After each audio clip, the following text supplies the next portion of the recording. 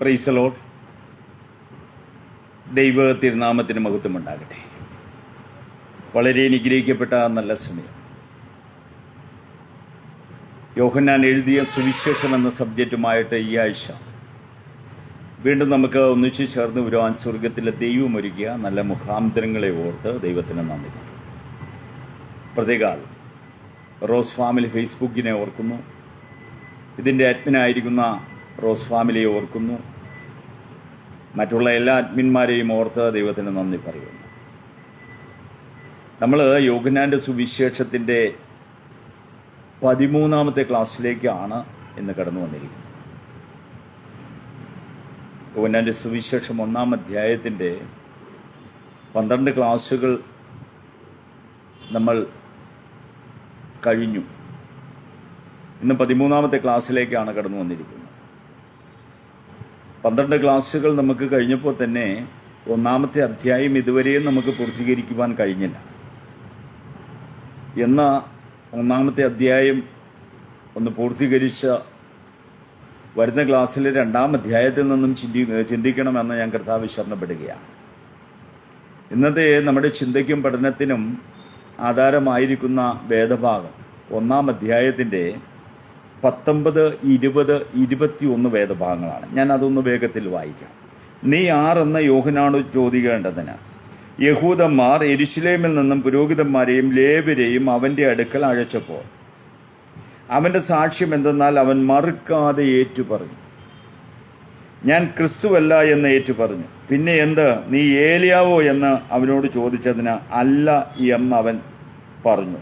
നീ ആ പ്രവാചകനോ എന്നതിന് അല്ല എന്ന് അവൻ ഉത്തരം പറഞ്ഞു. അവരവനോട് പിന്നെ നീ ആരാണ്?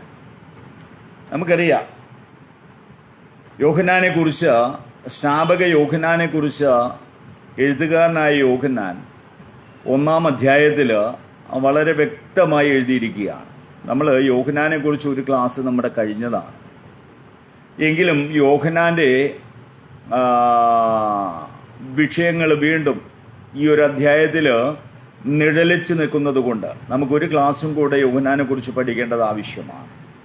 ഇവിടെ അവര്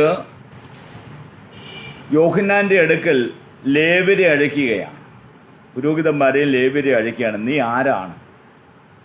കാരണം ഇസ്രയേലിൽ ഇതുപോലെ ഒരു ശബ്ദം അവർ കേട്ടിട്ടില്ല.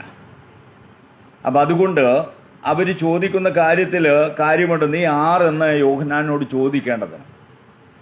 അപ്പോൾ പുരോഹിതന്മാരെയൊക്കെ സംബന്ധിച്ചിടത്തോളം യോഹന്നാന്റെ അടുക്കൽ അസാമാന്യ ജനമാണ് വന്നു കൂടുന്നത്. കഴിഞ്ഞ പ്രാവശ്യം നാം യോഹന്നാനെ കുറിച്ച് ചിന്തിച്ചതുപോലെ കർത്താവായ യേശുക്രിസ്തുവിന്റെ അടുക്കൽ കൂടുന്നതിനേക്കാൾ അധികം ആളുകൾ യോഹന്നാന്റെ അടുത്ത് കൂടിയിരുന്നു എന്ന് നാം മനസ്സിലാക്കി. Price the Lord. കാരണമുണ്ട്, അവനൊരു ഭയമുണ്ടായിരുന്നു. അവന്റെ വസ്ത്രവും കാര്യങ്ങളും എല്ലാം ഇസ്രയേലിനൊരു ഭയമുണ്ടാക്കി എന്നുള്ളതാണ്. ഓക്കെ, നമുക്ക് ചിന്തിക്കുമ്പോൾ ക്രിസ്തു എന്നത് അഭിഷിക്തൻ എന്നാണ് ആ വാക്കിനർത്ഥം. അതായത് ക്രിസ്തു എന്നത് അഭിഷിക്തൻ എന്ന അർത്ഥമുള്ള മശിക എന്ന എബ്രായ പദത്തിന്റെ ഗ്രീക്ക് പരിഭാഷയാണ്. പ്രത്യേകം ഓർക്കണം, നമ്മൾ ഇതൊരു പഠന ക്ലാസ്സും കൂടെ ആയതുകൊണ്ട് ക്രിസ്തു എന്നത് കൂടുതൽ ഉപയോഗിച്ചിരിക്കുന്നത് പൗലോസാണ്. പൗലോസിന്റെ 14 ലേഖനങ്ങളിലും ക്രിസ്തു യേശു എന്ന പദം ധാരാളം ഉപയോഗിച്ചിരിക്കുകയാണ്. അപ്പോൾ ക്രിസ്തു എന്നത് അഭിഷിക്തൻ എന്ന അർത്ഥമുള്ള മശിക എന്ന എബ്രായ പദത്തിന്റെ ഗ്രീക്ക് ഭാഷയാണ്. പഴയ നിയമത്തിൽ ഇത് അഭിഷേകം ചെയ്യൽ എന്ന ഒരു ആശയത്തിലൂടെയാണ് പഴയ നിയമത്തിൽ ഉപയോഗിച്ചിരിക്കുന്നത്. ഒരു പ്രത്യേക ദൗത്യത്തിനായി ദൈവത്തിന്റെ വിളിയെയും ഒരുക്കത്തെയും സൂചിപ്പിക്കുന്ന രീതിയാണ് ഇത്. അത്രയും കൂടെ മനസ്സിലാക്കുക. അത് മാത്രമല്ല, പഴയ നിയമത്തിൽ രാജാക്കന്മാരെയും പുരോഹിതന്മാരെയും പ്രവാചകന്മാരെയും ഒരു അഭിഷേകത്താലാണ് വേർതിരിച്ചതെന്ന് നാം മനസ്സിലാക്കണം. അപ്പോൾ അഭിഷിക്തൻ എന്നത് ഇസ്രയേലിനെ സംബന്ധിച്ചിടത്തോളം ഒരു വലിയ ബഹുമാനത്തിന്റെ പദം കൂടിയാണ് എന്ന് നാം മനസ്സിലാക്കണം. അതുപോലെ ഇത് ദൈവനീതിയുടെ പുതിയ യുഗം നടപ്പിലാക്കേണ്ടതിന് ഒരു വ്യക്തിയിൽ നിക്ഷിപ്തമായിരിക്കുന്ന കടമയെ കാണിക്കുന്നതാണ്. ഓക്കെ, ഇവിടെ വാഗ്ദത്ത മശിക യോഹന്നാനാണെന്ന് ഇവർ വിചാരിച്ചു. യഹൂദന്മാരെ സംബന്ധിച്ചിടത്തോളം അവന്റെ മട്ടും ഭാവവും, പ്രത്യേകിച്ച് അവൻ മഹാപുരോഹിതന്റെ പുത്രനാണ്. അത് മാത്രമല്ല, യോഹന്നാന്റെ പിറവിയെക്കുറിച്ച് യെരുശലേമിലും യഹൂദിയിലും ഇസ്രയേലിലും എല്ലാം വളരെ പ്രസിദ്ധമായിരുന്നു. കാരണം മഹാപുരോഹിതനായ സക്രിയാവ് ആണ്ടിലൊരിക്കൽ ധൂപം കാണിക്കുന്ന അതിവിശുദ്ധ സ്ഥലത്തേക്ക് ചെന്നപ്പോൾ ദൂതൻ പ്രത്യക്ഷമാകുന്നതും അവൻ 1 വർഷക്കാലം കുട്ടി ജനിച്ച് പേരിടുന്നത് വരെയും അവൻ സംസാരിക്കാതിരുന്നതും അവൻ കുട്ടിക്ക് പേരിടുവാൻ എലിസബത്ത് ആംഗ്യം കാണിച്ചപ്പോൾ അവൻ വാ തുറന്ന് സംസാരിച്ചതുമെല്ലാം ഇസ്രയേലില് ചരിത്രമാണ്. അപ്പോൾ അതുകൊണ്ട് തന്നെ ഈ കുഞ്ഞ് അവരറിഞ്ഞു. അത് മാത്രമല്ല, കുഞ്ഞിന്റെ വളർന്നതെല്ലാം മരുഭൂമിയിലായിരുന്നു. അതെല്ലാം അവരെ വളരെ അവന് ബഹുമാനത്തിന്, പ്രൈസ് ദി ലോർഡ്, യോഹന്നാനെ വളരെ റെസ്പെക്റ്റ് ഉള്ള ഒരു വ്യക്തിയാക്കി തീർക്കുവാൻ അത് കാരണമായി തീർന്നു. അപ്പോൾ അതുകൊണ്ട് മരുഭൂമിയിലിരുന്ന് പ്രവചിച്ചതുകൊണ്ട്, അവൻ വിളിച്ചു പറയുന്നത് കൊണ്ട് അവരത് കേൾക്കുവാനിടയായി തീർന്നു. കാരണം 400 വർഷങ്ങൾക്ക് ശേഷമാണ് ഒരു പ്രവാചക ശബ്ദം ഇസ്രയേലിൽ കേൾക്കുന്നത്. 400 വർഷങ്ങൾക്ക് ശേഷമാണ് ഇസ്രയേലിൽ ഒരു പ്രവാചക ശബ്ദം കേൾക്കുന്നത്. അത് കേട്ടപ്പോൾ അവരെല്ലാം അതിൽ ശ്രദ്ധിക്കുവാനിടയായി തീർന്നു. അതുകൊണ്ട് തന്നെയാണ് അതിൻ്റെ 1:20 പറയുന്നത്, ഞാൻ ക്രിസ്തുവല്ല എന്ന് അവൻ ഏറ്റു പറഞ്ഞു. അതൊക്കെ ഒരു ശുശ്രൂഷയുടെ മാന്യത എന്ന് പറയുന്നത്. ഒന്ന് ആലോചിച്ച് നോക്കിക്കേ, ഇന്ന് മനുഷ്യരെല്ലാം സ്വയം പ്രശംസക്കാരാണ്. ഇന്നത്തെ സുവിശേഷകരോട് ചോദിച്ചാൽ അവർ ഞാൻ ക്രിസ്തു ആണെന്ന് പറയാൻ ഒരു മടിയില്ലാത്ത ശുശ്രൂഷക്കാരാണ്. അപ്പോൾ ഇവിടെ കർത്താവിൻ്റെ ശുശ്രൂഷക്കാരൻ സത്യമുള്ളവനാണ്, അവൻ നീതിയുള്ളവനാണ്, അവൻ്റെ വായിൽ ഭോഷത്വം ഉണ്ടാകില്ല. അവൻ അത് ഏറ്റുപറഞ്ഞു, ഞാൻ ക്രിസ്തുവല്ല, നിങ്ങൾ ഉദ്ദേശിച്ച ക്രിസ്തു ഞാനല്ല. Price the Lord. അവൻ എൻ്റെ പിന്നാലെ വരുവാനിരിക്കുന്നു. അവൻ്റെ ചെരുപ്പിൻ്റെ വാറഴിപ്പാൻ ഞാൻ യോഗ്യനല്ല. ഇതെല്ലാം യോഹന്നാൻ ഇസ്രായേലിന് വെളിപ്പെടുത്തും. അപ്പോൾ വരുവാനിരിക്കുന്നവന്റെ മഹത്വമാണ് യോഹന്നാൻ വെളിപ്പെടുത്തുന്നത്. അതുകൊണ്ടാണ് യോഹന്നാൻ പറയുന്നത്, അവനോ വളരണം, ഞാനോ കുറയണം എന്ന് പറയുന്നത്.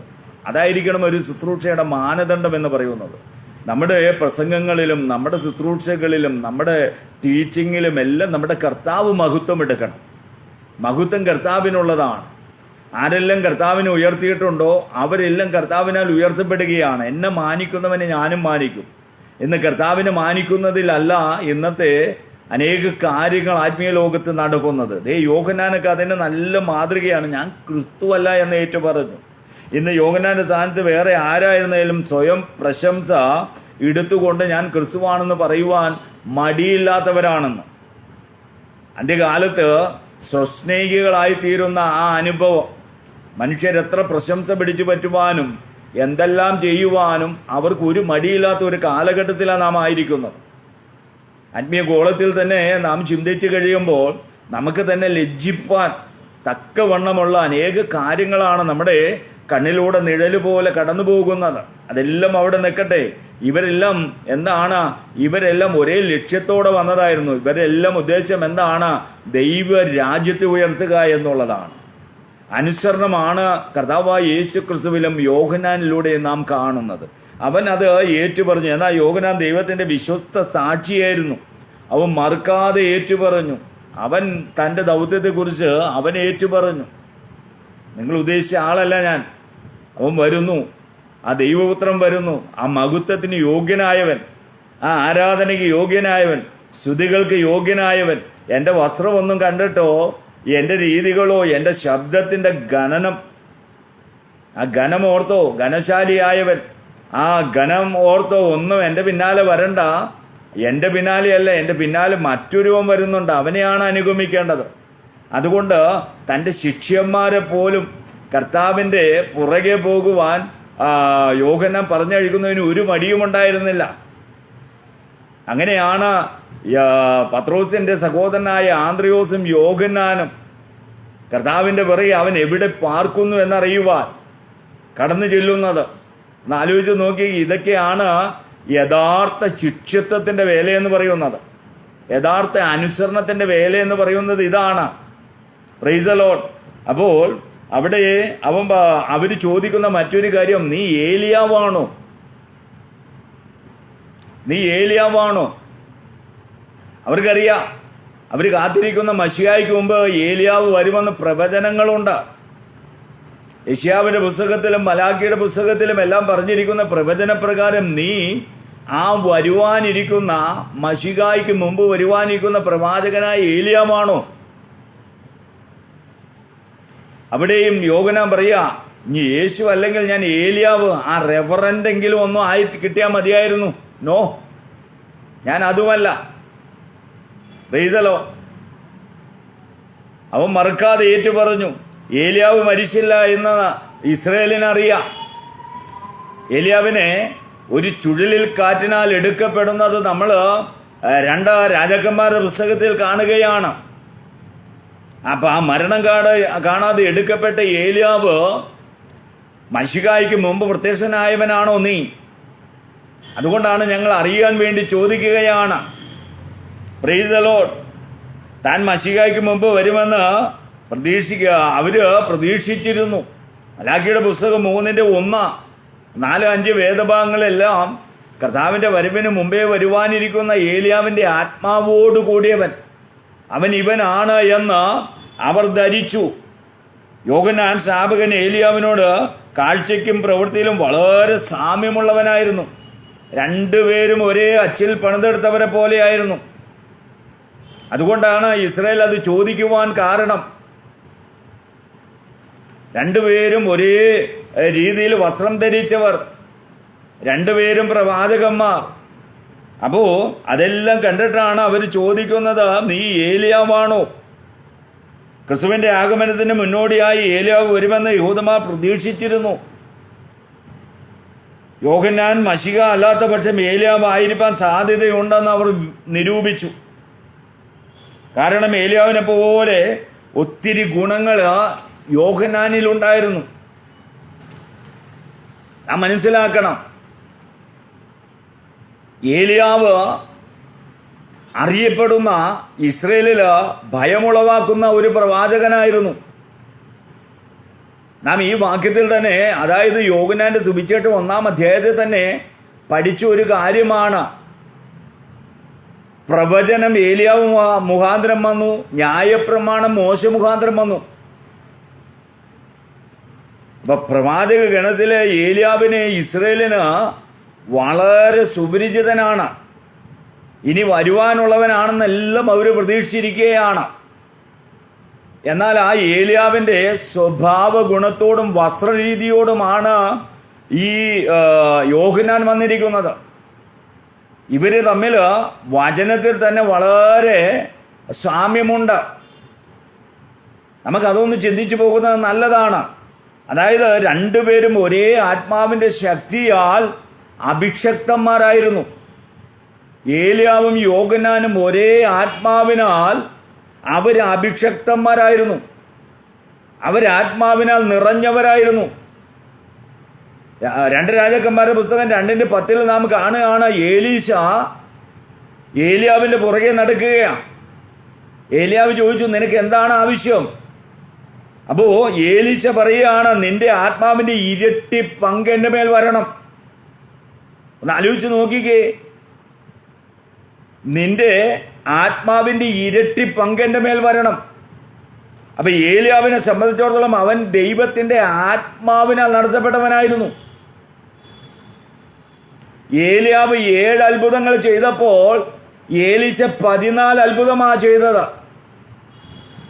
Price the Lord. ദൈവമക്കളെ ഒന്ന് ആലോചിച്ച് നോക്കിക്കേ, കൊടുങ്കാറ്റ് വന്ന് ഏലിയാവിനെ എടുത്തുകൊണ്ടുപോയെന്നാണ് നാം അവിടെ വായിക്കുന്നത്. അവിടെ ഏലിയാവ് ഏലീശയോട് പറയുന്ന ഒരു കാര്യമാണ്, ഞാൻ എടുക്കപ്പെടുന്നത് നീ കാണുന്നുവെങ്കിൽ എൻ്റെ ഇരട്ടി പങ്ക് നിനക്ക് ലഭിക്കും. അങ്ങനെ ഏലീശ പുറകെ നടക്കുക. നടന്ന് ഏലിയാവ് എടുക്കപ്പെടുന്ന സമയമായി കഴിഞ്ഞപ്പോൾ നമുക്കറിയാം, ഇന്നൊരു കൊടുങ്കാറ്റ് അടിച്ചു കഴിഞ്ഞാൽ എന്തിനു പറയുന്നു, കടലിൽ കിടക്കുന്ന കപ്പലിനെ വരെ കൊടുങ്കാറ്റ് കൊണ്ടുവന്ന് കരയിലിട്ടിട്ടുണ്ട്. അതിന്റെ ശക്തി അത്രമാത്രം വലുതാ. കരയിലുള്ള പല സാമഗ്രികളെയും പൊക്കി കടലിൽ കൊണ്ടുപോയിട്ടിട്ടുണ്ട്. അപ്പൊ ഈ കൊടുങ്കാറ്റിൽ എടുക്കപ്പെടുന്ന, ആ ചുഴലിക്കാറ്റിൽ എടുക്കപ്പെടുന്നത് ഒന്നും താഴോട്ട് വരികയില്ല. എന്നാൽ അവിടെ ഏറ്റവും വലിയ അത്ഭുതം എന്ന് പറയുന്നത്, ഏലിയാവിനെ എടുത്തുകൊണ്ട് കൊടുങ്കാറ്റ് ചുഴലിക്കാറ്റിൽ മുകളിലേക്ക് പോകുമ്പോൾ അവന്റെ ശരീരത്തിൽ നിന്ന് ആ പുതപ്പ് വീട് അത് താഴേക്ക് വരണമെങ്കിൽ അതൊരു ദൈവപ്രവൃത്തിയാണ്. ആ പുതപ്പ് വന്ന് ഏലീശയുടെ മേത്ത് വീഴണമെങ്കിൽ, ദേഹത്ത് വീഴണമെങ്കിൽ അതൊരു ദൈവപ്രവൃത്തിയാണ്. എവിടെയെങ്കിലും കൊടുങ്കാറ്റ് ചുഴലിക്കാറ്റ് വന്ന് എടുത്തുകൊണ്ട് പോകുന്നതിന് താഴ്ത്തു കൊണ്ടുവന്നിട്ടുണ്ടോ? Praise the Lord. അപ്പൊ പ്രത്യേകം ഓർക്കണം, ഏലിയാവ് ആത്മനിറവിൽ നടന്നവനായിരുന്നു. യോഹന്നാനെ കുറിച്ച് നാം വായിക്കുന്നത് ലൂക്കോസ് 1:15 അമ്മയുടെ ഗർഭത്തിൽ വെച്ച് തന്നെ അവൻ പരിശുദ്ധാത്മാവിനാൽ നിറഞ്ഞു. അപ്പൊ രണ്ടുപേരുമുള്ള സാമ്യം എന്ന് പറയുന്നത്, രണ്ടുപേരും ദൈവത്തിന്റെ ആത്മാവിനാൽ നിറയപ്പെട്ട് നടന്നവരായിരുന്നു. രണ്ടാമത്തെ അവരുടെ സാമ്യം എന്ന് പറയുന്നത്, രണ്ടുപേരും മരുഭൂമിയിൽ നിർജ്ജന പ്രദേശത്ത് പാർത്തവരാ. അവര് രണ്ടുപേരും ഈ ലോകത്ത് നിന്നും, ലോക സുഖങ്ങളിൽ നിന്നെല്ലാം വേർപെട്ട് ജീവിച്ചവരാ. വലിയ മാതൃകയുള്ളവരായിരുന്നു. ഏലിയാവിനെ കുറിച്ച് നാം കാണുമ്പോൾ 1 രാജാക്കന്മാര് അതിന്റെ 17:5 പറയുന്നത്, അവൻ ചെന്ന് ജോർദാന് കിഴക്കുള്ള കെരീബ് തോടിനരികിൽ പാർത്തു. അവരെല്ലാം മരുഭൂവാസികളായിരുന്നു. യോഹന്നാനെ കുറിച്ച് ലൂക്കോസ് 1:80 നാം വായിക്കുന്നത്, അവൻ ഇസ്രയേലിന് തന്നെത്താൻ കാണിക്കും നാൾ വരെ മരുഭൂമിയിലായിരുന്നു. ആലോചിച്ച് നോക്കിക്കേ. അപ്പൊ രണ്ടുപേരും ദൈവത്തിന്റെ ആത്മനിർവൽ ശുശ്രൂഷിച്ചു പോന്നു. ദൈവത്തിന്റെ ആത്മാവിന്റെ അഭിഷക്തന്മാരായിരുന്നു.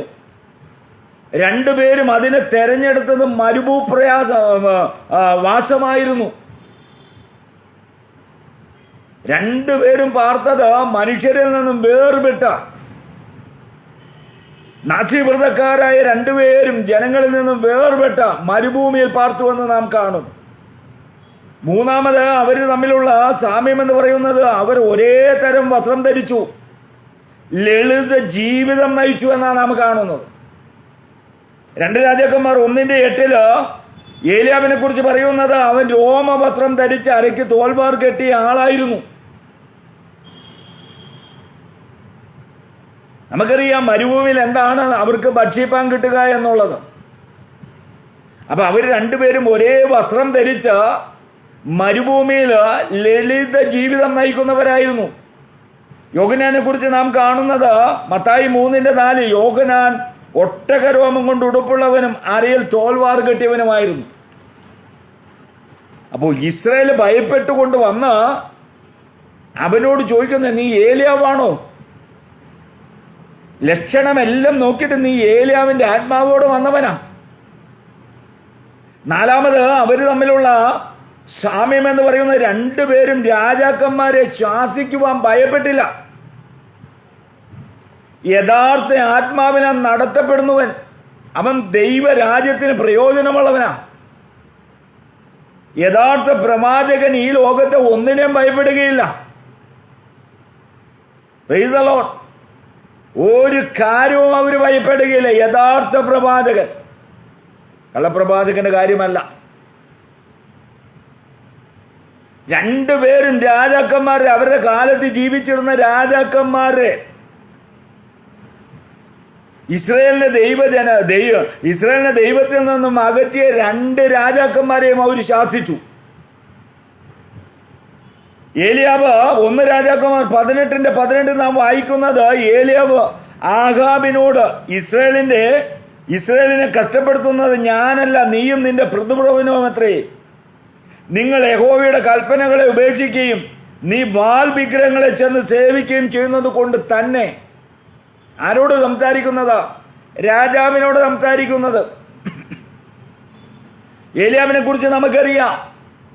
1 രാജാക്കന്മാരുടെ പുസ്തകം 17-ാം അധ്യായത്തിൽ ആരംഭം, തിശ്ബ്യനായ ഏലിയാവ് എവിടെ നിന്നും വന്നു എന്നൊന്നും ഒരു പിടുത്തമില്ല. മാതാപിതാക്കളെ കുറിച്ച് ഒന്നും വിശുദ്ധ ബൈബിളിൽ ഒന്നും പറഞ്ഞിട്ടില്ല. ശാപക യോഹന്നാന്റെ മാതാപിതാക്കളെ കുറിച്ച് പിന്നെയും പറഞ്ഞിരിക്കുന്നു. ഏലിയാവിന്റെ മാതാപിതാക്കളെ കുറിച്ച് ഒന്നും പറഞ്ഞിട്ടില്ല. തിശ്ബ്യനായ ഏലിയാവെന്ന് മാത്രമേ തിരുവചനം വെളിപ്പെടുത്തിയിട്ടുള്ളൂ.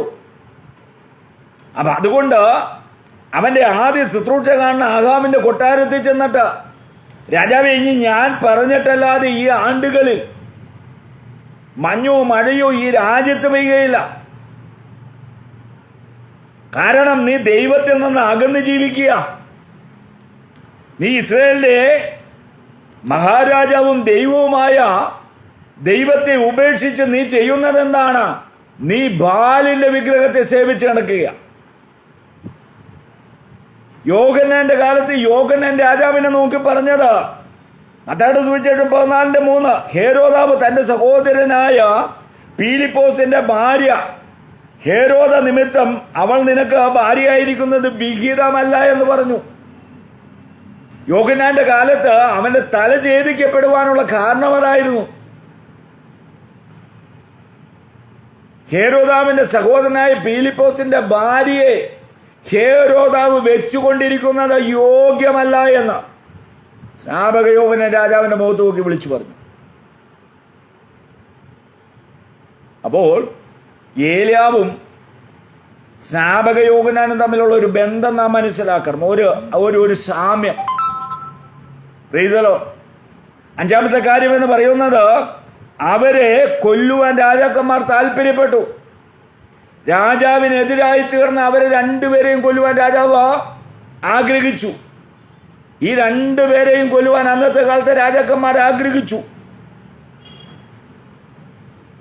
അവിടെ 2 രാജാക്കന്മാർ 1:9 മുതൽ 16 വരെയുള്ള വേദഭാഗങ്ങൾ വായിക്കുമ്പോൾ, അഹസ്യാവ് രാജാവ് ഏലിയാവിനെ കൊല്ലുവാൻ 50 പേരെയും അവന്റെ അധിപതിയെയും ഏലിയാവിന്റെ അടുക്കൽ അയച്ചു. അപ്പൊ അവനെ കൊന്നുകളയാൻ വേണ്ടിയായിരുന്നു. എന്നാൽ സ്നാപക യോഹന്നാന്റെ കാര്യത്തിൽ ഹേരോദ് അവനെ പിടിച്ചു കെട്ടി തടവിലാക്കിയിരുന്നു. അവനെ കൊല്ലുവാൻ അവന് മനസ്സുണ്ടായിരുന്നു. കേട്ടോ. അപ്പൊ രാജാവിനെതിരെ ശബ്ദമുയർത്തിയപ്പോൾ അവനെ കൊന്നുകളയുവാൻ, ഈ 2 പ്രവാചകന്മാരെയും കൊന്നുകളയുവാൻ, ഈ 2 ശുശ്രൂഷകരെയും കൊന്നുകളയുവാൻ രാജാവ് ആഗ്രഹിച്ചു. രാജാക്കന്മാർ. 6ാമത്തെ അവരുടെ സാമ്യം എന്ന് പറയുന്നത്, 2 പേരും അധൈര്യപ്പെട്ടു പോകുന്നവരായിരുന്നു. 2 പേരും തക്ക സമയത്ത് ധൈര്യം നഷ്ടപ്പെട്ടവരായിരുന്നു. പ്രത്യേകം ഓർക്കണം. എന്തിനാ ഈ മെസ്സേജ് എടുത്തതെന്ന് ചോദിച്ചാൽ, ഇത് ഈ കാലഘട്ടത്തിന് ആവശ്യമാണ്. ഞാൻ മിടുക്കനാണെന്ന് പറഞ്ഞ് നടക്കുവാനല്ല. അവരും 2 പേരും ഭയപ്പെട്ട സാഹചര്യമുണ്ടായിരുന്നു. ഏലിയാവിന്റെ മുഖത്ത് നോക്കി ഇസബെല്ല വിളിച്ചു പറഞ്ഞു. ഏലിയാവോ ഒരു ദിവസത്തെ വഴി, 2 പേരും അധൈര്യപ്പെടുന്നവനായിരുന്നു. ഏലിയാവ് ഒരു ദിവസത്തെ വഴി ചെന്ന് ഒരു ചൂരച്ചെടിയുടെ തണലിലിരുന്നു. മരിപ്പാൻ ഇച്ഛിച്ചു. ഇപ്പോൾ മതി യഹോവേ, എന്റെ പ്രാണനെ എടുത്തുകൊള്ളണമെന്ന് ഞാൻ പിതാക്കന്മാരെക്കാൾ നല്ലവനല്ലല്ലോ എന്ന് അവൻ സ്വന്തം ധൈര്യത്തെ ചോർന്നു പോകത്തക്കവണ്ണം അവൻ ദൈവസന്നിധിയിൽ പ്രാർത്ഥിപ്പാനിടയായിച്ചു. പ്രവാചകനാണ്, ദൈവത്തിന്റെ ആത്മാവുമായിട്ട് നടക്കുന്നവനാണ്, രാജാവിന്റെ കൊട്ടാരത്തിൽ ചെന്ന് രാജാവിനെ ശാസിച്ചവനാണ്, ജനം ഭയപ്പെടുന്നവനാണ്, സകല അധികാരമുള്ളവനാണ്. പക്ഷെ സ്വന്തം വിഷയം വന്നു കഴിഞ്ഞപ്പോൾ അധൈര്യം വന്നു പെടുവാനിടയായി തോന്നും. ഇന്ന് നമ്മുടെ എല്ലാം ക്രിസ്തീയ ജീവിതത്തിൽ നമ്മളും പലപ്പോഴും പല കാര്യങ്ങളിലും പകച്ചു പോകുന്ന അവസരങ്ങളുണ്ട്, ക്ഷീണിച്ചു പോകുന്ന അവസരങ്ങളുണ്ട്. പ്രതികൂലങ്ങളുടെ നടുവില് നമ്മൾ ഒന്നും മിടുക്കന്മാരല്ല. ഈ ശുശ്രൂഷക്കാരെയൊക്കെ നമ്മൾ കണ്ടുപിടിക്കേണ്ട കാലമാ. അവര് അധൈര്യപ്പെട്ടു പോകുവാനിടയായി തീർന്നു. യോഹന്നാനെ കുറിച്ച് നാം കാണുന്നത്, കാരാഗൃഹത്തിൽ വെച്ച് യോഹന്നാൻ യേശുക്രിസ്തുവിനെ കുറിച്ച് വലിയ സാക്ഷ്യമെല്ലാം പറഞ്ഞവനാ. ഇത് യോഹന്നാൻ തടവിലായപ്പോൾ നമ്മൾ വായിക്കുന്നത് പോലെ, യോഹന്നാൻ തടവിലായെന്ന് കണ്ടപ്പോൾ കർത്താവ് ഗലീലയിൽ ചെന്ന, കാലം തികഞ്ഞു ദൈവരാജ്യം സമീപിച്ചിരിക്കാൻ മാനസാന്തരപ്പെടുമെന്ന് വിളിച്ചു പറഞ്ഞ, മാനസാന്തരപ്പെട്ട് സുവിശേഷത്തിൽ വിശ്വസിപ്പിനെന്ന് വിളിച്ചു പറഞ്ഞ തന്റെ പ്രവൃത്തിയെ തുടങ്ങിയപ്പോൾ ഈ യെരുശലേമിലും യഹൂദയിലും ഗലീലയിലുമെല്ലാം നടക്കുന്ന അത്ഭുതങ്ങൾ, അടയാളങ്ങൾ ഒന്നും മനസ്സിലാക്കാതെ കാരാഗൃഹത്തിൽ കിടക്കുന്ന യോഹന്നാൻ തന്റെ ശിഷ്യന്മാരെ പറഞ്ഞയച്ചിരിക്കുകയാണ്, ഞങ്ങൾ കാത്തിരിക്കുന്ന മശിഹ നീ തന്നെയാണോ? കണ്ടോ? യോഹന്നാന്റെ അവിശ്വാസം അവന്റെ ഹൃദയത്തിൽ കയറിയത് കണ്ടോ? അപ്പൊ ആരും മിടുക്കന്മാരല്ലെന്ന് അറിയിക്കുവാനാ. പ്രൈസലോ, നാം മനസ്സിലാക്കണം, ഒരാളും മിടുക്കന്മാരല്ല. ഇത്രയും ആത്മനിർവിൽ ശുശ്രൂഷ യോഹന്നാൻ അവന്റെ ശിഷ്യന്മാരെ, യോഹന്നാന്റെ ശിഷ്യന്മാരെ കർത്താവിന്റെ അടുക്കൽ പറഞ്ഞയച്ചിട്ട് ചോദിക്കുകയാണ്, ഞങ്ങൾ കാത്തിരിക്കുന്ന മശിഹ നീ തന്നെയാണോ, അതോ ഞങ്ങൾ മറ്റൊരുവിന് വേണ്ടി കാത്തിരിക്കണമോ? എന്താ പറയണേ? അതെല്ലാം ഒരു അധൈര്യത്തെ കാണിക്കുകയാണ്. ഏലിയാവിനും ആ അധൈര്യം വന്നതാ. ചൂരച്ചെടിയുടെ മറവിലേക്ക് പോയിരുന്നു മതി യഹോവേ മതി, മരിച്ചാൽ മതി.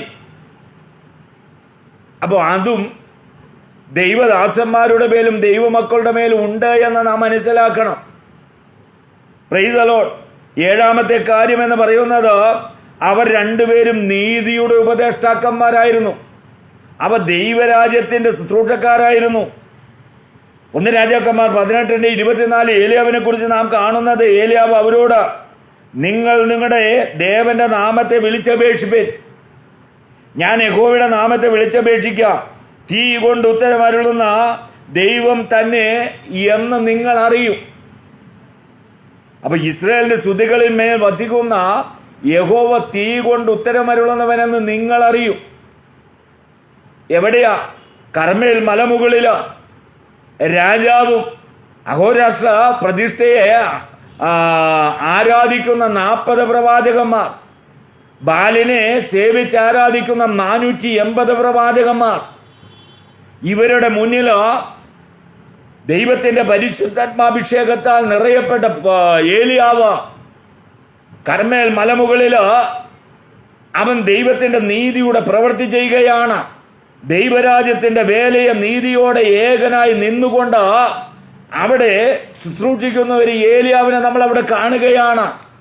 പ്രത്യേകം ഓർക്കണം, ദൈവത്തിന്റെ രാജ്യത്തിന്റെ നീതിയുടെ പ്രവർത്തിക്കാണ് നമ്മളെ വിളിച്ചിരിക്കുന്നത്. എന്റെ പിതാവ് സൽഗുണപൂർണനായിരിക്കുന്നത് പോലെ നിങ്ങളും സൽഗുണപൂർണരായിരിപ്പിൻ. ആരുടെയും മുന്നിൽ ഭയപ്പെട്ടു പോകാതെ. Price the Lord. അവിടെ ഏലിയാവ് പറയുന്ന കാര്യം ഇതാണ്, ഇസ്രായേലിന്റെ സ്തുതികളിൽ മേൽ വസിക്കുന്ന ദൈവം തീ കൊണ്ട നിങ്ങളുടെ മുന്നിൽ അത്ഭുതം ചെയ്യും, അത്ഭുതം പ്രവർത്തിക്കുക തന്നെ ചെയ്യുമെന്ന് അവൻ ഉറച്ചു. യോഹന്നാനെ കുറിച്ച് പഠിക്കുമ്പോൾ, യോഹന്നാൻ നീതിമാർഗം ഉപദേശിച്ചുകൊണ്ട് നിങ്ങളുടെ അടുക്കൽ വന്നു എന്ന് നിങ്ങൾ അവനെ വിശ്വസിച്ചില്ല. അപ്പൊ യോഹന്നാന്റെ ശുശ്രൂഷയും നീതിയുടെ മാർഗമായിരുന്നു. ദൈവരാജ്യത്തിന്റെ മഹത്വത്തിന് വേണ്ടിയായിരുന്നു യോഹന്നാന്റെ ശുശ്രൂഷയല്ല. കർത്താവായ യേശു ക്രിസ്തുവിനെ ഉയർത്തുക എന്നതായിരുന്നു യോഹന്നാന്റെ ശുശ്രൂഷയുടെ പ്രധാന കാര്യമെന്ന് പറയുന്നത്. വരുവാനിരിക്കുന്ന, എന്റെ പിന്നാലെ വരുന്ന കർത്താവിനെ ഉയർത്തി കാണിക്കണം. ആ ദൈവരാജ്യത്തിന്റെ നീതിയെ ഈ ലോകത്തോട് വിളിച്ചറിയിക്കണം. അപ്പൊ രണ്ടുപേരും തമ്മിലുള്ള സാമ്യം എന്ന് പറയുന്നത്, രണ്ടുപേരും എന്താണ്? നീതിയുടെ ഉപദേഷ്ടാക്കന്മാരായിരുന്നു. എട്ടാമത്തെ പോയിന്റ് എന്ന് പറയുന്ന, രണ്ടുപേരും രാജ്ഞിമാരുടെ ശത്രുത്വം നേടിയവരായിരുന്നു. രണ്ടുപേരും ശത്രുത നേടിയത് രാജാക്കന്മാരുടെ രാജ്ഞിമാരുടെ ശത്രുക്കളായി തീർന്നു. 1 രാജാക്കന്മാർ 19:2 ഏലിയാവിനെ കുറിച്ച് നാം വായിക്കുന്നത്, ഇസബെല് ഏലിയാവിന്റെ അടുക്കൽ ഒരു ദൂതനെ അയച്ച, നാളെ ഈ നേരത്ത് ഞാൻ നിന്റെ ജീവനെ അവരിൽ ഒരുത്തന്റെ ജീവനെ പോലെ ആക്കുന്നില്ലെങ്കിൽ നോക്കിക്കൊള്ളുവേ. അപ്പൊ രാജ്യം ഭരിക്കുന്ന രാജാവിന്റെ രാജ്ഞിയുടെ ശത്രുക്കളായിരുന്നു ഈ പ്രവാചകൻ ഏലിയാവ്. സ്നാപക യോഹന്നാനും ഒട്ടും കുറഞ്ഞവനല്ലായിരുന്നു. ഹേരോദാവിന്, നീ പീലിപ്പോസിന്റെ സഹോദരനായ പീലിപ്പോസിന്റെ ഭാര്യയെ വെച്ചുകൊള്ളുന്നത് ഉചിതമല്ല എന്ന് അവന്റെ മുഖത്ത് നോക്കി പറഞ്ഞു. എന്നാൽ ഇസ്രയേലും യഹൂദിയും അവനൊരു പ്രവാചകനെന്ന് എണ്ണിയിരിക്കാൻ അവനെ കാരാഗൃഹത്തിലാക്കി. എന്നാൽ സമയം വന്നപ്പോൾ എന്താണ്? രാജാവിന്റെ പിറന്നാൾ വന്നപ്പോൾ അവന്റെ മകള് ഒരു നൃത്തം, ശലോമി ഒരു നൃത്തം കളിക്കുവാനിടയായി തീർന്നു. മദ്യത്തിൽ മയങ്ങിയിരുന്ന രാജാവ് അവൾക്ക് രാജ്യം തന്നെ കൊടുക്കുവാൻ ആഗ്രഹിച്ചു. നിനക്ക് ഇഷ്ടമുള്ളത് ഓദിച്ചതെല്ലാം നീ ചോദിച്ചു കൊള്ളുക. അവള്, നമ്മൾ വായിക്കുന്നത് മത്തായി 14:8 വായിക്കുകയാണ്, അവൾ അമ്മയുടെ ഉപദേശപ്രകാരം യോഹന്നാന്റെ തല ഒരു താലത്തിൽ തരയണമെന്ന് അപേക്ഷിച്ചു. നോക്കുക, അപ്പൊ യോഹന്നാന്റെ തലയുടെ വിലയൊന്ന് ആലോചിച്ച് നോക്കിക്കേ.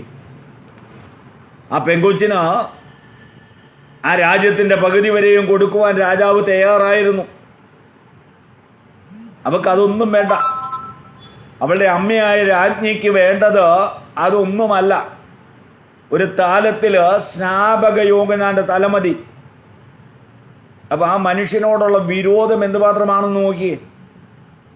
അത് മാത്രമല്ല, ഇസബേലിൽ വ്യാപരിച്ച ആത്മാവും ഈ സ്ത്രീയിൽ വ്യാപരിച്ച ആത്മാവും തമ്മിൽ ഒന്ന് നമ്മൾ മനസ്സിലാക്കിയാൽ മതി.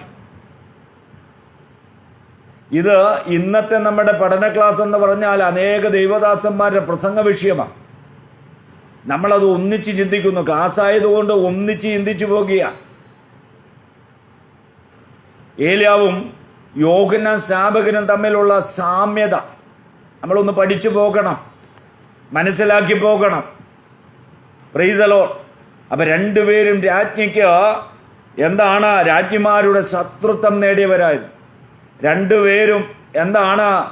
രാജ്ഞിമാര് രണ്ടുപേരെയും തകർത്തുകളയുവാൻ, കൊന്നുകളയുവാൻ തീരുമാനിച്ചു. എന്നാൽ സ്നാപക യോഹന്നാനെ ആ രാജ്ഞി കൊന്നുകളയുവാനിടയായി തീർന്നു. ഓക്കെ, 9-ാമത്തെ അവർ തമ്മിലുള്ള സാമ്യം എന്ന് പറയുന്ന രണ്ടുപേരും പ്രയോജനമുള്ള ശുശ്രൂഷ ചെയ്തിരുന്നു. രണ്ടുപേരും എന്തെങ്കിലും ചെയ്ത് സമയം കളഞ്ഞവരല്ല. നമ്മൾ അവരെ രണ്ടുപേരും ശുശ്രൂഷ എടുത്തൊന്ന് പഠിക്കണം. ദൈവം വിളിച്ച് വേർതിരിച്ചതിന് ശേഷം അവർ തങ്ങളുടെ ശുശ്രൂഷ തുടങ്ങിയിട്ട് അല്പം പോലും വെറുതെ കളഞ്ഞില്ല. Price the Lord. അല്പം പോലും സമയം അവർ വെറുതെ കളഞ്ഞില്ല. അവർ രണ്ടുപേരും പ്രയോജനമുള്ള ശുശ്രൂഷക്കാരായിരുന്നു. എന്ത്? ദൈവരാജ്യത്തിന്, ദൈവത്തിന് പ്രയോജനമുള്ള രണ്ട് ശുശ്രൂഷക്കാരായിരുന്നു. ഒന്ന് രാജാക്കന്മാര് അതിന്റെ 17-ന്റെ 19, 36, 38 വായിക്കുമ്പോൾ, ദൈവമായ യഹോവേ, നീ ഇസ്രായേലിന് നീ ദൈവമെന്നും ഞാൻ നിന്റെ ദാസനെന്നും ഈ കാര്യങ്ങളൊക്കെയും ഞാൻ നിന്റെ കൽപ്പന പ്രകാരം ചെയ്തുവെന്നും ഇന്ന് വെളിപ്പെട്ടു വരണമെന്ന് പറഞ്ഞു. അപ്പോൾ രണ്ടുപേരും പ്രയോജനമുള്ള ശുശ്രൂഷകന്മാരാണ് എന്ന് പറയുന്നതിന്റെ കാരണം പ്രത്യേകം ഓർക്കണം. കർമ്മേൽ മലമുകളിൽ ഏലിയാവ് വലിയ പ്രാർത്ഥനയൊന്നും പ്രാർത്ഥിച്ചില്ല. ഇസ്രയേലിന്റെ ഗോത്രസംഖ്യയ്ക്ക് ഒത്തവണ്ണം 12 കല്ലുകൾ അവൻ അടുക്കി വെച്ചു. ഒരു യാഗപീഠം പണിതു. ഇസ്രയേലിൽ തകർന്നു കിടക്കുന്ന യാഗപീഠം കർമ്മേലിന്റെ മലമുകളിൽ അവൻ പണിതു. എന്നിട്ട് വിറകടിച്ചു അതില് നിരത്തി അടുക്കി വെച്ച് അവന്റെ യാഗമൃഗത്തെ കണ്ണമാക്കി മുറിച്ചു.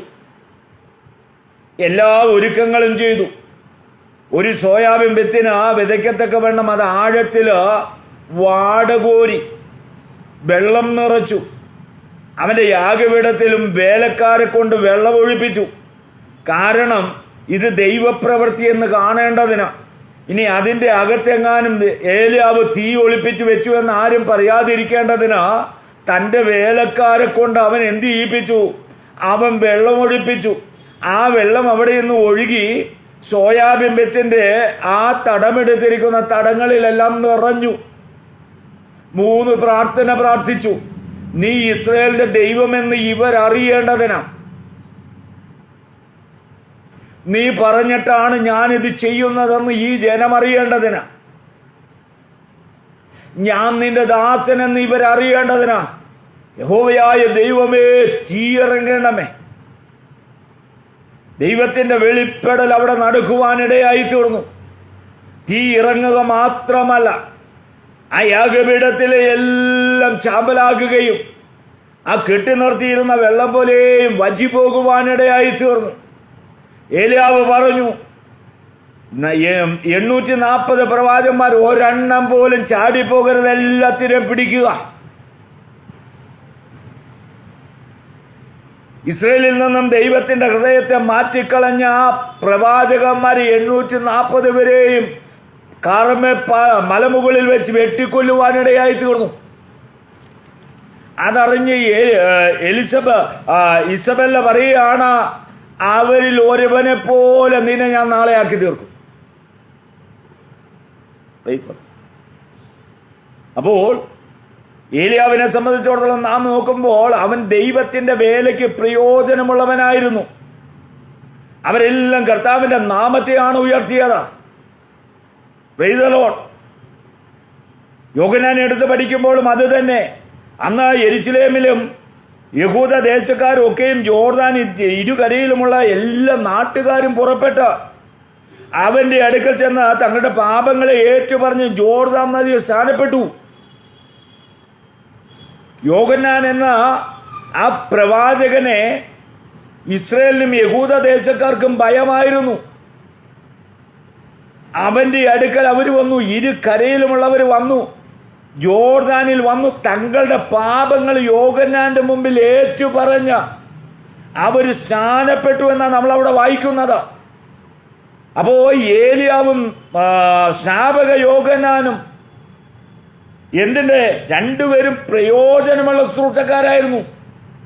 രണ്ടുപേരും ദൈവരാജ്യത്തിന് പ്രയോജനമുള്ളവരായിരുന്നു. 10ാമത്തെ കാര്യം, രണ്ടുപേരും ഇസ്രായേലിന് നല്ല സ്വാധീനമുണ്ടായിരുന്നവരായിരുന്നു. മറ്റുള്ള പ്രവാചകന്മാരെ പോലെ ഒന്നും ആയിരുന്നില്ല. രണ്ടുപേർക്കും, ഈ രണ്ട് പ്രവാചകന്മാരെയും ഇസ്രായേൽ ഭയങ്കരമായി ഭയപ്പെട്ടു.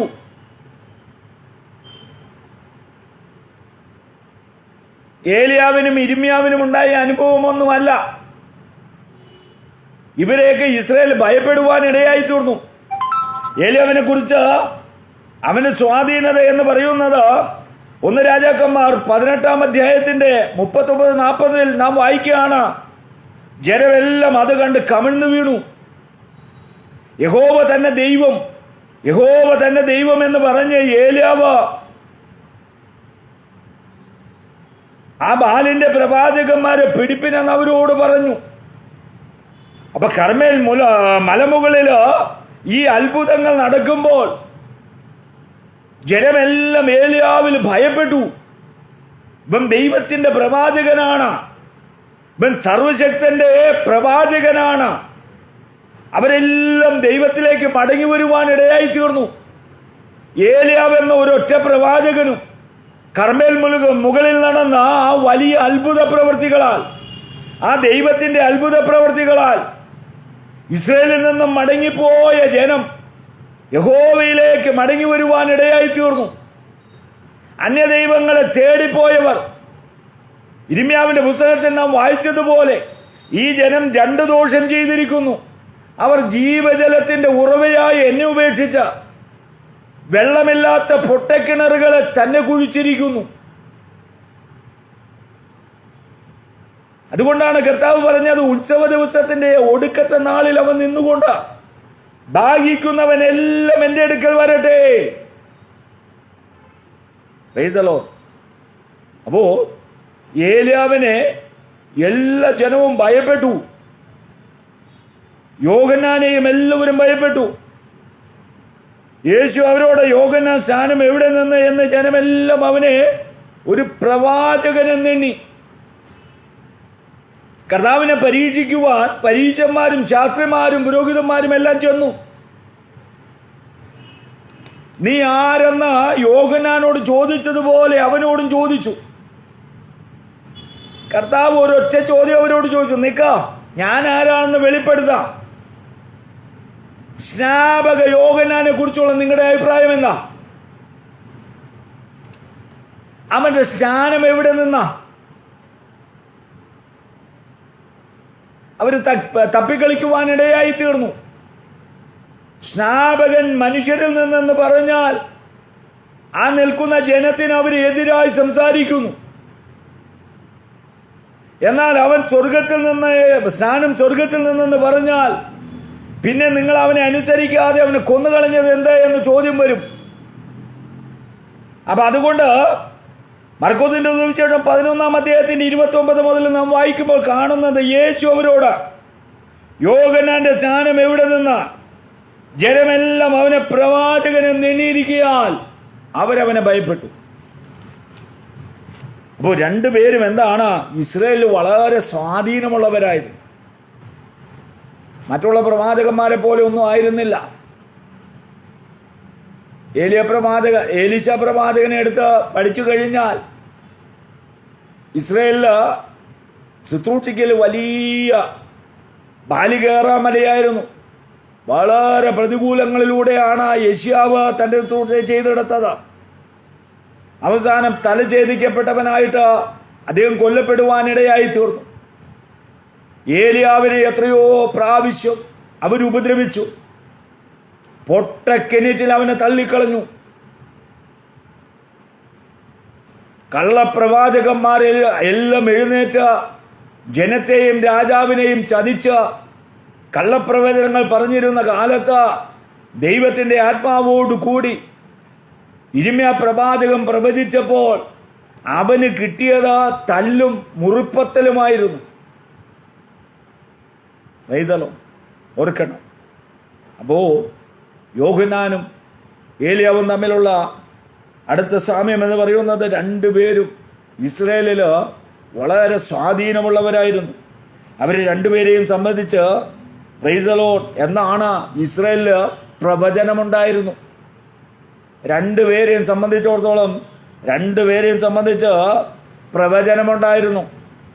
ഏലിയാവിനെ കുറിച്ച് എന്താണ് പറഞ്ഞിരിക്കുന്നത്? ഏലിയാവ് കർത്താവിന്റെ രണ്ടാം വരവിന് മുന്നോടിയായി വരുന്നവനെന്ന് മലാക്കിയുടെ പുസ്തകത്തിൽ വിളിച്ചു പറഞ്ഞിരിക്കുന്നു.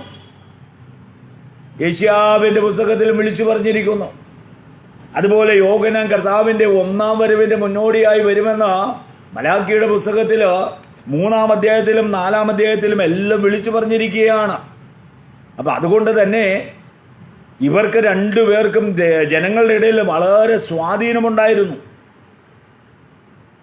Price the Lord. അടുത്തത് 11-ാമത്തെ കാര്യമെന്ന് പറയുന്നത്, രണ്ടുപേരും വിശ്വാസത്തിൽ ക്ഷീണിച്ചു പോയവരായിരുന്നു. Price the Lord. രണ്ടുപേരും വിശ്വാസത്തിൽ ക്ഷീണിച്ചു പോയവരായിരുന്നു. Price the Lord. യഹോവയുടെ വലുതും ഭയങ്കരവുമായ നാൾ വരുന്നതിന് മുമ്പ് ഞാൻ നിങ്ങൾക്ക് ഏലിയ പ്രവാചകനെ അയക്കുമെന്ന് അവർ വിശ്വസിച്ചിരുന്നു.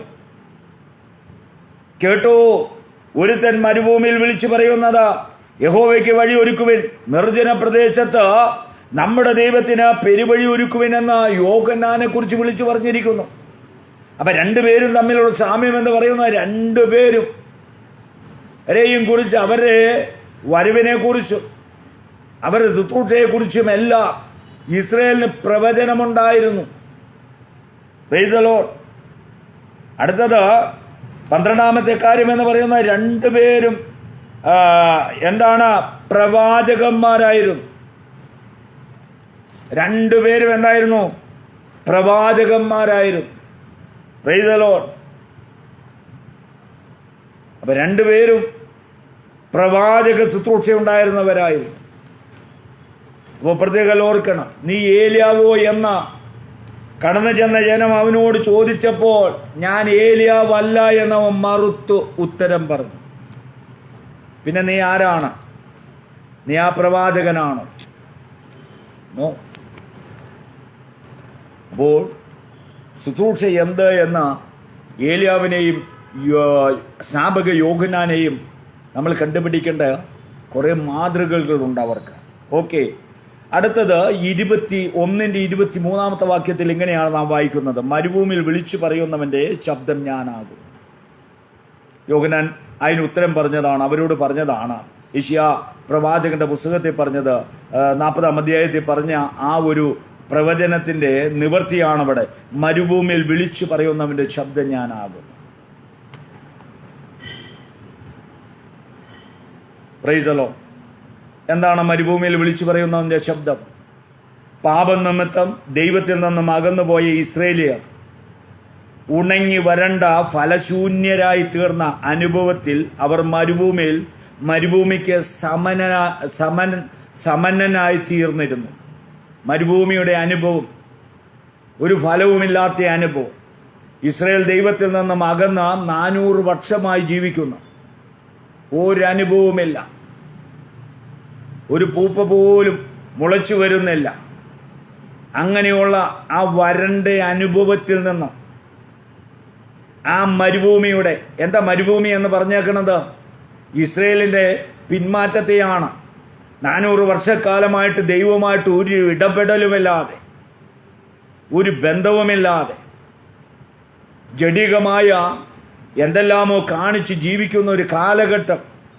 എന്നാൽ ആലയത്തിൽ, യെരുശലേം ദേവാലയത്തിലെ യാഗങ്ങളുണ്ട്, ആചാരങ്ങളുണ്ട്, അനുഷ്ഠാനങ്ങളുണ്ട്. പക്ഷെ അതിലൊന്നും ദൈവത്തിന് പ്രസാദമില്ല. അത്രമാത്രം അകന്നുപോയ ഒരു മരുഭൂമിയുടെ അനുഭവത്തിലാണ് ഇവിടെ മരുഭൂമിയിൽ വിളിച്ചു പറയുന്നവന്റെ ശബ്ദം. എന്താ മരുഭൂമിയിൽ വിളിച്ചു പറയുന്നത്? പാപം നിമിത്തം ദൈവത്തിൽ നിന്നും അകന്നുപോയ ഇസ്രായേലിയർ ഉണങ്ങി വരണ്ട ഫലശൂന്യരായി തീർന്ന മരുഭൂമിയുടെ അനുഭവത്തിൽ നിൽക്കുമ്പോൾ, ആ അനുഭവത്തിൽ നിന്നും മരുഭൂമിയിൽ പെയ്തിറങ്ങുന്ന വെള്ളം പോലെ, പേമാരി പോലെ അവന്റെ ശബ്ദമാകുന്നു എന്നാണ് ആ വാക്കിന്റെ ധ്വനി. എന്നിട്ട് യോഹന്നാൻ പറയുന്ന ഒരു കാര്യം, ഇത് കേവലം മരുഭൂമിയിൽ ഒരു ശബ്ദമെന്നാണ് യോഹന്നാൻ തന്നെ കുറിച്ച് പറയുന്നത്. അതായത് ഇത് നിങ്ങളുടെ ദാഹം തീർക്കുവാനുള്ള മഴയൊന്നുമല്ല, ഇത് നിങ്ങളുടെ അവിശ്വാസം ഒന്ന് മാറ്റിയെടുക്കുവാനുള്ള, കർത്താവിങ്കിലേക്ക് വരുവാനുള്ളവനെങ്കിലേക്ക് തിരിയുവാനുള്ള ഒരു ശബ്ദം മാത്രമേ ആയിട്ടുള്ളൂ. യഥാർത്ഥം ശബ്ദം വരുന്നേ ഉള്ളൂ. എൻ്റെ പിന്നാലെ വരുന്നു. അവൻ്റെ ശബ്ദം പെരുവെള്ളത്തിൻ്റെ ഇരച്ചിൽ പോലെ ആയിരുന്നു. ആ പെരുവെള്ളത്തിൻ്റെ ഇരച്ചിൽ പോലെ ശബ്ദമുള്ളവൻ വരുന്നു. ഞാൻ മരുഭൂമിയിൽ പെയ്യുന്ന ആദ്യ മഴയാണ്. ആ വരണ്ട ദേശത്ത് ഇസ്രായേലിനെ ഒന്ന് തണുപ്പിക്കേണ്ടതിന്, അവരുടെ ഹൃദയം വരണ്ട ആ അനുഭവത്തിൽ നിന്നും അവരുടെ ഹൃദയത്തെ യഹോവയായ ദൈവത്തിലേക്ക് ഒന്ന് തിരിക്കേണ്ടതിന് ഞാൻ ആദ്യമായി പെയ്യുന്ന ഒരു ചെറിയ മഴയാണ്. യഥാർത്ഥ ആശ്വാസത്തിന്റെ ശബ്ദവും പെരുമഴയായവനും ഇതാ വരുന്നു. Price the Lord. അവന്റെ ശബ്ദം പെരുവെള്ളത്തിന്റെ ഇരച്ചിൽ പോലെയാണ്. ഈ മരുഭൂമിയിൽ കേൾക്കുന്ന ശബ്ദമല്ല ആ ശബ്ദം. അതുകൊണ്ടാണ് മോശ അവനെ കുറിച്ച് പറഞ്ഞത്, നിങ്ങളുടെ ഇടയിൽ നിന്നും ഒരു പ്രവാചകനെ എഴുന്നേൽപ്പിക്കും, അവന്റെ വാക്കുകളെ നിങ്ങൾ കേൾക്കണം. എൻ്റെ വാക്കുകളെ പോലെയല്ല, അവന്റെ വാക്കുകൾ നിങ്ങൾ കേട്ടനുസരിക്കണം. അപ്പൊ ആ ശബ്ദത്തിന് മുന്നോടിയായി മരുഭൂമിയിൽ ഒരു ശബ്ദമാണ് യോഹന്നാന്റെ ശബ്ദമെന്ന്. അപ്പോ കേവലം കാണാൻ കഴിയാത്തതും കേൾപ്പാൻ മാത്രം സാധിക്കുന്നതുമായ ഒരു ശബ്ദം, അത് ഞാൻ ഒരു ശബ്ദം മാത്രമാണ്. ഞാൻ നിങ്ങൾക്ക് കാണുവാനും കേൾക്കുവാനും കഴിയാത്ത ഒരു ശബ്ദത്തിന്റെ മുന്നേ ഉള്ള ശബ്ദമാ. Price the Lord. നമുക്കറിയാം, ഇടിമിന്നൽ വരുമ്പോൾ, ഇടിമിന്നലും ശബ്ദവും വരുമ്പോൾ നമുക്കറിയാം ആദ്യം കാണുന്നത് മിന്നല, ശബ്ദം പിന്നീടാണ് ഉണ്ടാകുന്നത് എന്ന് പറഞ്ഞതുപോലെ മുന്നമേ ഉള്ള ഒരു ശബ്ദം മാത്രമേ ആകുന്നു. കേവലം ഞാൻ കാണാൻ കഴിയാത്തതും കേൾക്കാൻ മാത്രം സാധിക്കുന്നതുമായ ഒരു ശബ്ദം, ആ ശബ്ദമാണ് ഞാൻ. കർത്താവിന്റെ വഴി നിരപ്പാക്കുവാൻ ഇതാകുന്നു യോഹന്നാന്റെ പ്രസംഗ വിഷയം. അതായത് മശിക വരുന്നു, അതുകൊണ്ട് അവനെ സ്വീകരിപ്പാൻ തടസ്സമായ എന്തെല്ലാം നിങ്ങളുടെ ജീവിതത്തിലുണ്ടോ അതെല്ലാം നീക്കിക്കളയുവാനുള്ള ആഹ്വാനമായിരുന്നു ആ ശബ്ദം. ഇപ്പൊ ഇലക്ഷന്റെ സമയമാണല്ലോ. സ്ഥാനാർത്ഥി വരുന്നതിന് മുമ്പ് അനൗൺസ്മെന്റ് ചെയ്തു പോകുന്നത് നമ്മൾ കാണുന്നുണ്ടല്ലോ. മുമ്പേ പോകുന്ന വാഹനം, അത് തന്നെ യോഹന്നാനും. നമ്മുടെ വീരനായ സ്ഥാനാർത്ഥി, പ്രഗത്ഭനായ സ്ഥാനാർത്ഥി അദ്ദേഹത്തിന്റെ യോഗ്യതകളെല്ലാം പറഞ്ഞുകൊണ്ട് മുമ്പേ വിളിച്ചു പറഞ്ഞു പോകുന്ന വാഹനമാകുന്ന അനൗൺസ്മെന്റ് വാഹനം അത് തന്നെ യോഹന്നാൻ. ആ അനൗൺസ്മെന്റ് ആ വാഹനമല്ല യഥാർത്ഥ സ്ഥാനാർത്ഥി. അത് പുറകെ വരുന്നത് പോലെ എൻ്റെ പിറകെ വരുന്നു. അനേക കവലകളിൽ സ്വീകരണങ്ങൾ ഏറ്റുവാങ്ങിക്കൊണ്ട് നമ്മുടെ ഉജ്ജ്വലനായ നേതാവ് നിങ്ങളെല്ലാം കാണുവാനും വോട്ട് അഭ്യർത്ഥിക്കുവാനും ഈ വാഹനത്തിന്റെ പുറകെ വരും. അപ്പോൾ മരുഭൂമിയിൽ വിളിച്ചു പറഞ്ഞ യോഹന്നാന്റെ ശബ്ദവും അത് തന്നെയായിരുന്നു. എൻ്റെ പിന്നാലെ ഒരുവൻ വരും, യഥാർത്ഥ ശബ്ദമായവൻ, നിങ്ങളുടെ പാപത്തെക്കുറിച്ച് അനുതപിച്ച മാനസാന്തരപ്പെടുക, അവൻ ഇസ്രായേലിന്റെ രാജാവായി വാഴേണ്ടവനാണ് എന്നുള്ള സന്ദേശമാണ് യോഹന്നാൻ അവർക്ക് കൊടുക്കുന്നത്.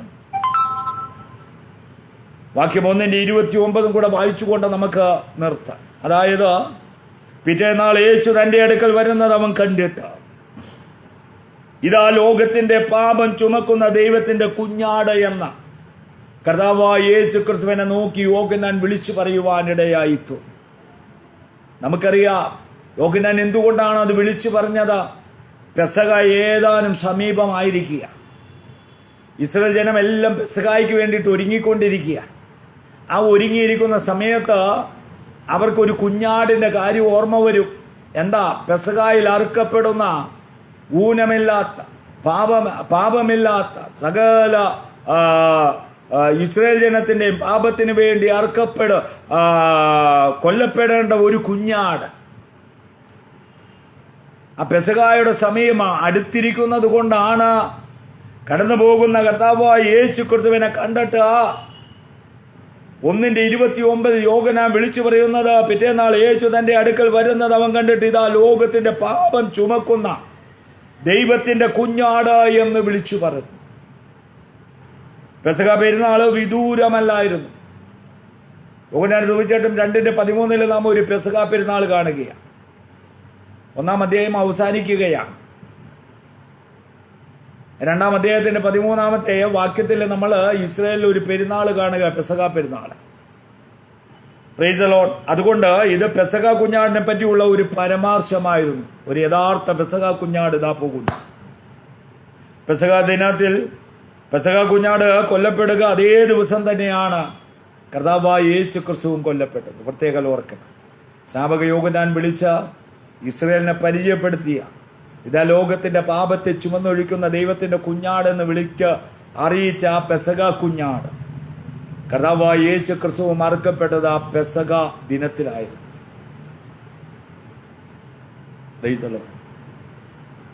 പ്രത്യേകം ഓർക്കണം.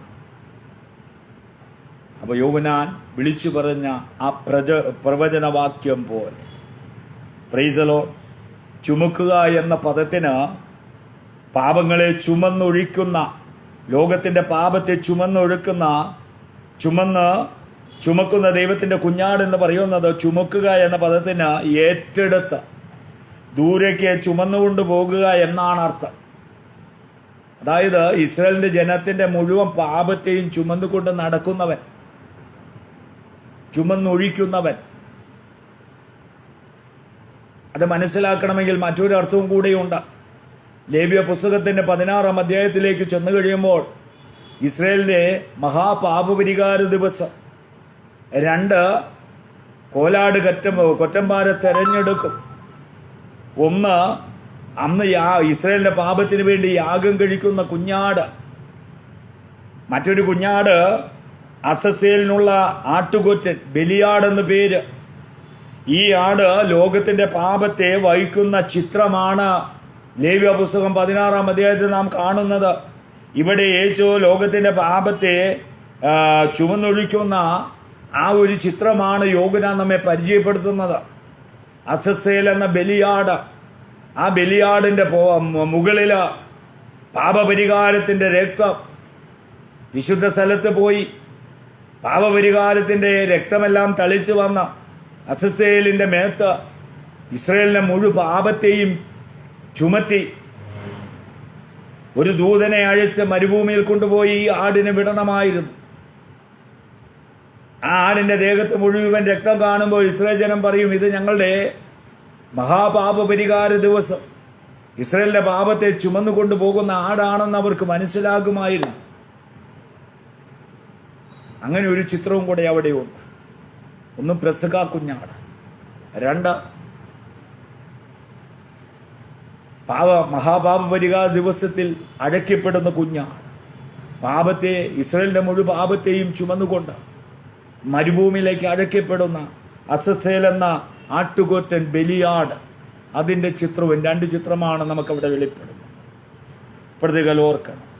അപ്പോൾ പാപപരിഹാരത്തിനായി ഈ ഒരു യാഗം ആവശ്യമില്ലാത്ത യാഗമായി തീരേണ്ടതിന് അർത്ഥമാണ്. അപ്പോൾ കർത്താവായ യേശു ക്രിസ്തു ലോകത്തിന്റെ പാപത്തെ ചുമന്നൊഴിക്കുന്ന ദൈവത്തിന്റെ കുഞ്ഞാടെന്ന് യോഹന്നാൻ വിളിച്ചു പറഞ്ഞ അവനെ പരിചയപ്പെടുത്തുകയാണ്. ഓക്കെ, ഞാൻ എൻ്റെ ക്ലാസ് ഇന്ന് വൈൻഡപ്പ് ചെയ്യുകയാണ്. നമ്മൾ യോഹന്നാന്റെ സുവിശേഷം തുടങ്ങിയിട്ട് 1-ാമത്തെ അധ്യായത്തിൽ നിന്ന് 13 ക്ലാസ്സാണ് നമ്മൾ പഠിക്കുവാനിടയായിക്കുന്നത്. 13 ക്ലാസ്. അത്രമാത്രം ചിന്തനീയമായ ഒരു അധ്യായമാണ് യോഹന്നാന്റെ സുവിശേഷം 1-ാം അധ്യായം. കർത്താവിൻ്റെ ക്രിസ്റ്റോളജി ഏറ്റവും ദൈവശാസ്ത്രപരമായ ഒരു അധ്യായം കൂടിയാണ് യോഹന്നാന്റെ സുവിശേഷം 1-ാം അധ്യായം. അതുകൊണ്ട് 13 ക്ലാസ് എന്നൊക്കെ പറയുമ്പോൾ 13 മണിക്കൂർ പ്രസംഗിക്കുക എന്ന് പറയുന്നതൊക്കെ വലിയ കാര്യമാണ്. അതും ഒരു ക്ലാസ്സായിട്ട് തന്നെ, അത് പ്രസംഗ വിഷയമായിട്ട് എടുത്തു കഴിഞ്ഞാൽ എത്രയോ മണിക്കൂറുകളാണ് ആ വിഷയത്തെ കുറിച്ച് നമുക്ക് പ്രസംഗിക്കുവാൻ കഴിയുന്നത്. ഓക്കെ, നമുക്ക് കണ്ണുകളടയ്ക്കാൻ പ്രാർത്ഥിക്കാം. നിത്യനും പരിശുദ്ധനുമായ സ്വർഗീയ നല്ല പിതാവേ, തിരുനാമത്തിന് മുഖത്ത് അനുഗ്രഹീതമായ നല്ല വൈകിയ വേളയ്ക്കായി സ്തോത്രം. യോഹന്നാന്റെ സുവിശേഷം 1-ാം അധ്യായം പൂർണ്ണമായി ചിന്തിക്കുവാനും പഠിക്കുവാനും സ്വർഗത്തിലെ ദൈവം ഞങ്ങൾക്കൊരുക്കിയ നല്ല മുഖാന്തരങ്ങൾക്ക് നന്ദി. കർത്താവ്, ഈ പഠന ക്ലാസ് അനേകായിരങ്ങൾക്ക് പ്രയോജനകരമായി ചെയ്യുക കർത്താവ് സഹായിക്കണമെന്ന് പ്രാർത്ഥിക്കുന്നു. പ്രത്യേകാൽ റോസ് ഫാമിലി എന്ന ഈ ഫേസ്ബുക്ക് പേജിനെ ഓർക്കുന്നു, അഡ്മിന്മാരെ ഓർക്കുന്നു. എല്ലാവരെയും ദൈവം ധാരാളമായിട്ട് മാനിച്ച് അനുഗ്രഹിച്ച് വർദ്ധിപ്പിക്കണമെന്ന് ദൈവസന്നിധി പ്രാർത്ഥന കേട്ടിരിക്കുക. നന്ദി. ക്രിസ്തു യേശുവിൻ്റെ നാമത്തിൽ തന്നെ ആമേൻ. Okay, thank you.